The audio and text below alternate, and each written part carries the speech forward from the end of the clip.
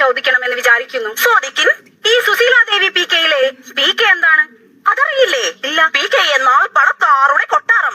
അല്ല സാറതാ, നിന്റെ പിറകിൽ അതല്ല, നിന്റെ പിറകിൽ ഇനീഷ്യലായിട്ട് ഒന്നുമില്ലേ? ഒന്നുമില്ല. സുശീലയ്ക്ക് വേണമെങ്കിൽ എന്നെ സാരദ OV എന്ന് വിളിക്കാം. എന്താണ് സാരദ OV? സാരദ ഓല വീട്. ഞങ്ങളൊക്കെ പാവങ്ങളല്ലേ സുശീലേ? ഓഹോ, അങ്ങനെയാണെങ്കിൽ എന്റെ വീട്ടിൽ AC ഉണ്ട്. അങ്ങനെയെങ്കിൽ എന്റെ വീട്ടിൽ BC ഉണ്ട്. എന്താണ് BC? ഭയങ്കര ചൂട്. ഓഹോ, അങ്ങനെയാണെങ്കിൽ എന്റെ അച്ഛൻ തീവണ്ടി ആപ്പീസിലാണ്. എന്റെ അച്ഛനും വണ്ടി ആപ്പീസിൽ തന്നെ. തീവണ്ടി ആപ്പീസിലോ? അല്ല, കശുവണ്ടി ആപ്പീസിൽ. ആപ്പീസല്ലേ? ഈ സാരദ ഓവിയുടെ ഓരോ തമാശകൾ. അങ്ങനെ കളിച്ചും ചിറിച്ചും വർഷങ്ങൾ കടന്നു പോയത് അറിഞ്ഞില്ല.